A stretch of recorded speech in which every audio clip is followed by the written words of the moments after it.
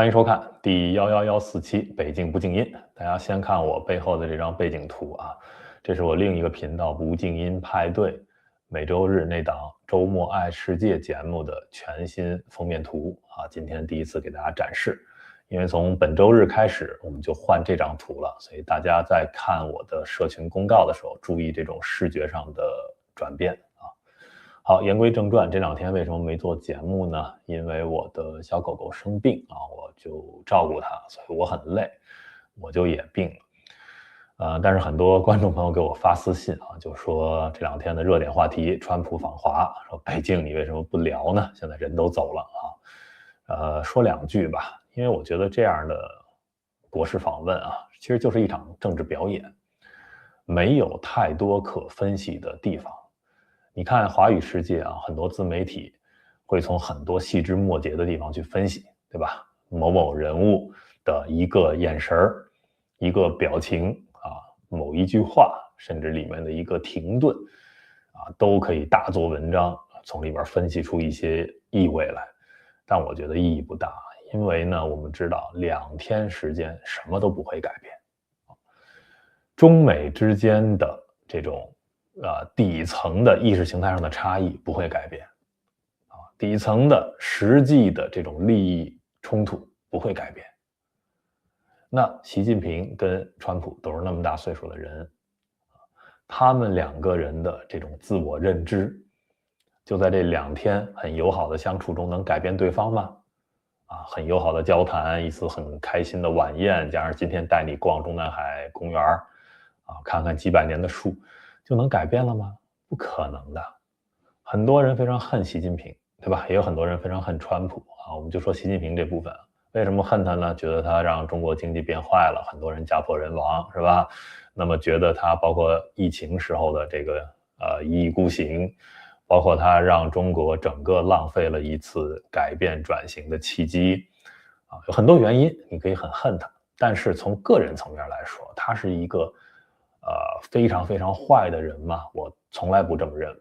他其实就受限于他的认知，那他的这个认知是任何人在短时间内都不可能改变他的，他可能至死都不会改变的。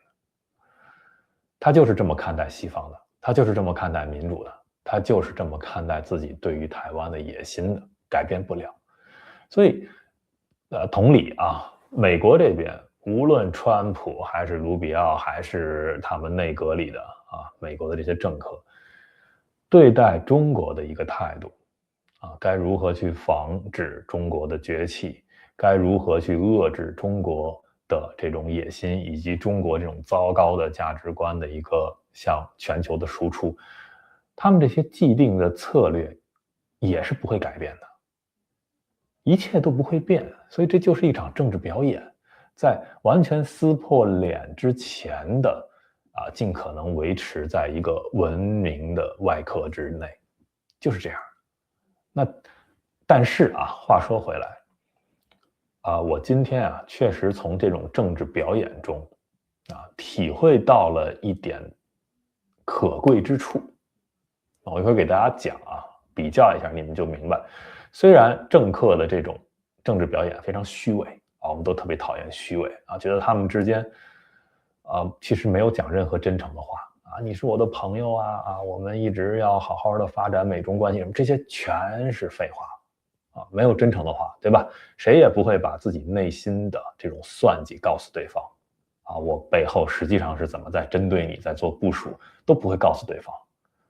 但是这场政治表演它始终还是包裹在这个文明的外壳之内的，它没有突破这个外壳，就是我们讲的还是和平我们讲的还是做生意，还是共赢还是一个面向未来，全是这些话，对吧？我们没有喊打喊杀没有完全的撕破脸，都没有。虽然虚伪，但这样的一种表达是人类所需要的，人类文明所需要的。那我今天给大家带来一个反例我上一期节目去批判了极端女权，对吧？在我这1000多期的节目里那是我第2次批判极端女权那当然了，我平时去支持女权、为女权发声的节目当然会很多了。那批判极端女权就这2期节目，但就是这样啊，我这些天就被网络上的极端女权去围剿啊，各种难听的话啊，什么你看北京人设崩塌了吧，到底是个男的呀，替男的去洗地呀，然后什么你看他就是这么的下作啊，然后更难听的话我就不说了啊，很多。那在这之中呢，有一位啊，我今天想挂出来，因为他这个话呀出格了，倒不是说对我啊，是他在网上发的一段话啊。我们先来看一眼他话是怎么说的。先说这位啊，这位实际上是之前来过我节目的一位对话嘉宾啊。我们先把他话看一遍吧。他说：“男的一贯只会挑软柿子捏啊，说子江这么温和的女权都能被挂出来口诛笔伐。子江是谁呢？在推特上有这么一个人啊，他之前关注了我，我也就回关了。我一直都不知道他是男是女。那么，但是呢，当我为女权发声的时候呢，他会来给我点赞啊。但是这一次，这个子江蹦出来，就也是啊说我。但是你看啊，在这里他说子江这么温和的女权，就是在他们眼里子江是一个温和的女权。但是你们猜这一次子江对我说什么？对吧？我批判极端女权，子江说什么？说女权就应该极端。能讲出这种话的人，在他们眼里是一个温和的女权啊！你们不觉得这逻辑非常奇怪？然后啊，我们看这位啊，这个荒野女巫啊，接着说，女权现在的问题还是太温和了啊，跟男的讲道理都是浪费口舌，他们太蠢了，听不懂。女人做什么事儿自有女人的道理。下面这句啊，高能来了，女人自己的娃想生就生，想杀就杀，这是上天赋予女人的生杀大权，关男的屁事啊！下面最后一句，管好自己，不然连你们一起杀。我得纠正一下啊，我觉得这种人啊，这种言论啊，都不能够叫极端女权了，对吧？这配叫女权吗？你这不是在侮辱女权吗？我觉得极端女权4个字送给你都是一种褒奖了，你这就跟女权毫不沾边啊！一上来啊，男的怎么样，男的怎么样，这就是把男性啊整个简化为一个群体，你这是一种群体仇恨呀，这跟女权有什么关系啊？你这有去分析父权制的结构问题吗？没有，你就是在复制一种父权制的暴力结构，对吧？我们父权制最难听的是什么？我们批判的是什么？就是说啊，女人天生就怎么样啊，需要，比如说女人天生就蠢啊，需要管啊，需要打什么，这就是传统的父权，对吧？最为人诟病的一些地方。那现在这些话完全挪到这些所谓的极端女权的嘴里了，就是男人就是蠢啊，男人天生就怎么样，男人就应该一样的话，一样的暴力模式的输出。那当然了，最严重的就是这个想生就生，想杀就杀。这是女权吗？啊，男的管好你们自己，不然连你们一起杀，这是女权吗？我想问问。这样的女权啊，我们还不能够批评说这是极端女权，就给他们一个极端这么一个前缀的形容词都不可以吗？这简直就是疯了，对吧？而且你们会看到一点，就像这位啊，荒野这个女巫啊，当然了，她既然极端偏激到这种程度，那么我之前跟她做的这个对话就不适合再放出来了啊，这就是我一贯的原则。任何人来跟我对话，我欢迎，但是我们讲日久见人心，如果事后我发现你讲的是假话，或者我发现你这个人太偏激，想法太极端的话，那我跟你的这个对话节目就只能锁起来了。所以这个节目就永久的锁在会员区了啊，只供我们会员之间的，如果你想交流可以内部交流，但是对外是不可能再放出来的。我觉得这是非常不好的影响。那这是我觉得我对于公众的一个责任。但是你们可以看到，就像这个荒野女巫这种言论，在他们那个所谓的女权的小圈子内啊，什么这些子江吧，什么我不再点别的名了啊，这些人有人批判他这种极端言论吗？没有。这就是华语世界让我觉得特别丑陋的一点，就是形成一个一个的小圈子，小圈子内部的人说出多么出格、反人类、反文明的话，没有人批评，全都视而不见。然后圈子跟圈子之间斗啊，小圈子内部就是完全双标狗在那儿去互相包庇，这是华语世界最令人恶心的一点。你比如说，哎，有各种各样的小圈子啊，民运有民运的小圈子，法轮功有法轮功的小圈子啊，王志安有王志安的小圈子，什么女权也有女权的小圈子啊，什么性少数群体有他们自己的小圈子，包括什么围绕着这个李老师白纸运动也有他们自己的小圈子，一个一个的全是小圈子，对吧？然后就是挺特朗普的有小圈子，反特朗普的有小圈子，全是这样。那好，每一个小圈子内都有一些这样极端的人，对吧？当他们说出这种必须批评的话的时候，没有人批评，他们小圈子的人没有人批评。那我拿我自己来举例啊，我在过去非常支持女权的时候，当然我现在也支持女权啊。我的意思是说，像这个荒野女巫、什么子江，就他们那一圈人，那过去他们认为我是他们那个小圈子内的人，因为我很挺女权啊，对吧？好，那像现在这种情况，我要么就闭嘴不出声。如果我批评他的这种极端言论啊，包括之前那个叫刚强的说的那些极端言论，对吧？这次的事情就是从那里开始的。如果我批评他们的极端言论，我就会被从这个小圈子所谓的踢出去。那实际上我是没有加入任何小圈子的。我老观众都知道，我一贯是保持一个独立，任何的小圈子我都不会进。啊，你们小圈子觉得我是你们自己的人，那是你们的认知，我并没有。我并没有加入你们，所以我并不能够向任何的小圈子保证说，哎，你们谁谁谁上了我的节目，从今往后我就不会批评你，不会，没有人获得这样的特权。我看见不对的地方，我就会批评。啊，你比如说之前上过我节目最多的这个马剧，对吧？那他们这个伊斯兰穆斯林也有小圈子，也一样啊。为什么闹掰啊？我但凡批评了伊斯兰教的一些问题的时候，他们内部最极端、最敢骂、最敢冲出来的人就会先跟我撕，然后慢慢的，他们很多人就是表面上不撕，但是实际上也都远离我，那就是这个样子。所以你看，我就是这么处理的，跟任何的小圈子，我都保持我个人的独立，我该批评就批评。那你们受不了了，还觉得要把我踢出去了，跟我这儿撕，那随便你们，对吧？所以你看啊，像这样的言论是完全突破文明的边界的，完全突破文明的外壳，这就比刚才我说的这种政治表演还要不堪，还要不堪。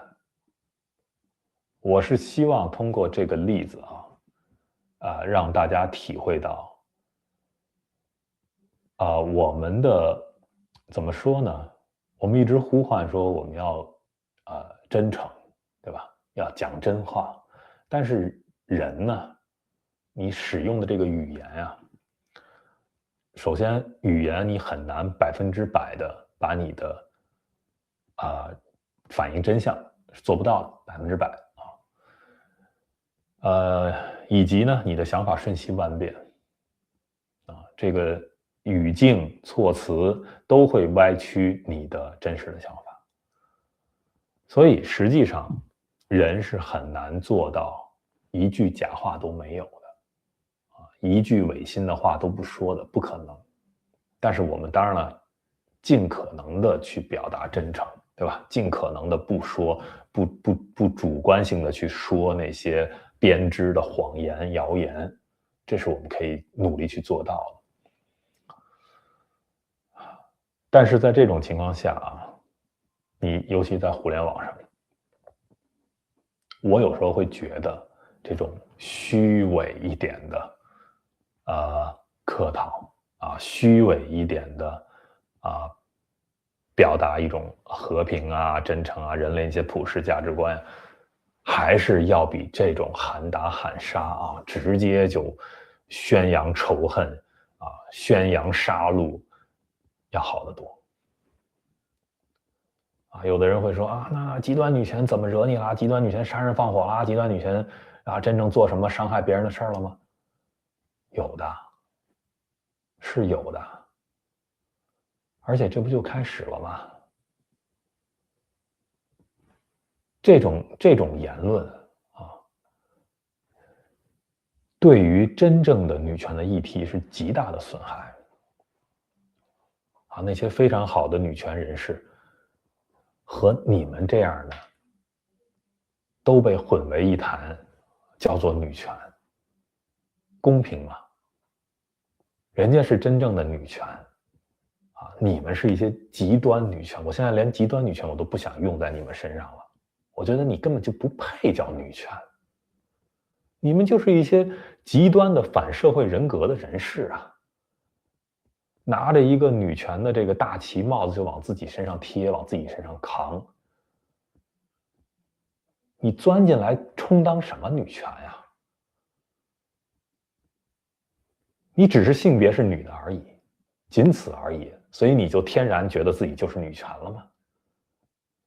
这种话讲出来真的极其可耻，你看到之后，然后你还会看到他们那个小圈子里的一堆人还在替他去辩解，还在网上替他去跟别人去吵架，把这个水染得越来越浑，恶心。这就是我这几天看到华语世界的一个感受，极度的恶心。那当这些人原来我还觉得也许是朋友，对吧？因为感觉上一说起这个很支持女权啊，对吧？因为日久才能见人心啊，很多人你不接触久了，你根本不知道他的思维底色是这个样子。原来你还觉得可能是个三观一致的朋友啊，你觉得还能够一起在网络上发声，结果突然之间你会发现原来是这么一种人，这就是我内心的感受，就觉得恶心。而当我遇到这样的事情多了之后，你就会对整个华语世界失望，你就会对整个华语世界觉得恶心，一个个人模狗样的说起某些话题的时候，某些人权、某些女权、某些什么反抗的议题，说的都是人话，然后转头就能说出这种不是人话的话。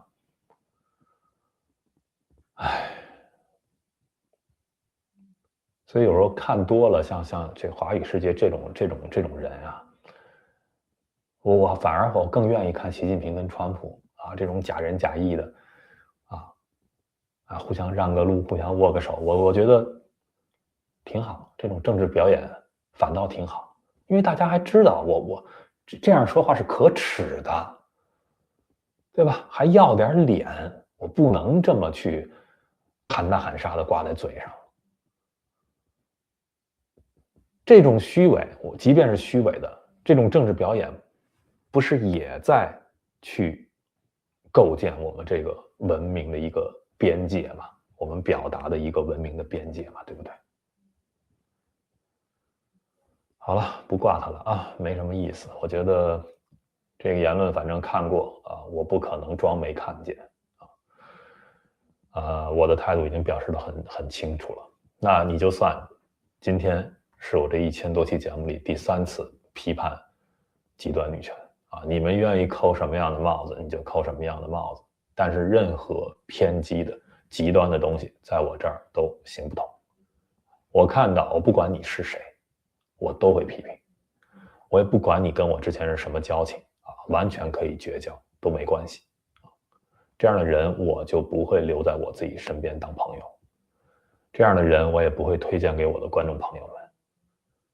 那原来推荐过或者原来做过对话的嘉宾我觉得犯错很正常犯完错我不可能假装我自己没犯错，我就一定会亮出来告诉你们之前这个嘉宾的节目你看不到了，问题是什么，我也会告诉你。我觉得就是这样。对，这个川普访华有人问啊，我这个关于台湾的这个改变，没什么改变，没什么改变。中国想要去所谓拿下台湾，究竟目的是什么？美国很清楚，这个代价是什么？美国很清楚，不能让你这么干，美国也很清楚。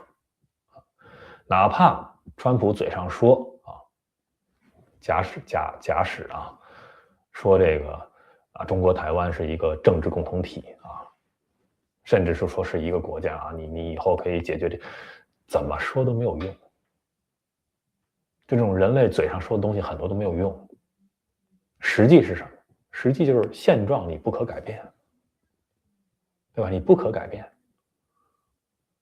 那习近平就是想改变这个现状，那你就会去找各种各样的方式想去突破，这就是冲突，这就是解决不了的问题。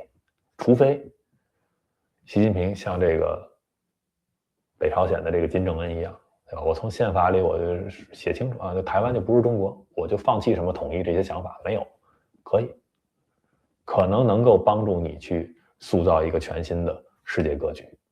你把格局打开，可能有利于中国的发展，但是可能吗？有些事情在民主国家，这种转型啊是好做的，因为一届政府就是一届政府，一个人就是一个人，他也不一定去事后清算你之前的这些言论，他也不会动摇你这个政府的执政合法性等等，它都是灵活的，都是有包容性的，在文明的框架内啊，有包容性可谈的。但在中国这样的集权国家就不可谈。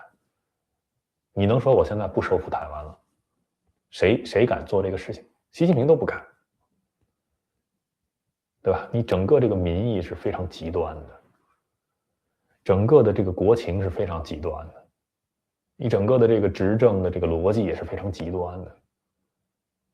最终一旦你走偏了啊，你要付出那个代价，那个风险也是非常极端的。在这种情况下，是不会有好的未来的。所以台湾这个事情啊，什么这次谈没谈吧，怎么谈的，什么谁川普会不会牺牲台湾的利益去换取什么中共的支持，你就看吧，凡是这么角度去分析的，你就太幼稚，听都没必要听，没有任何价值。OK 啊，今天就聊这么多，感谢收看、订阅、分享。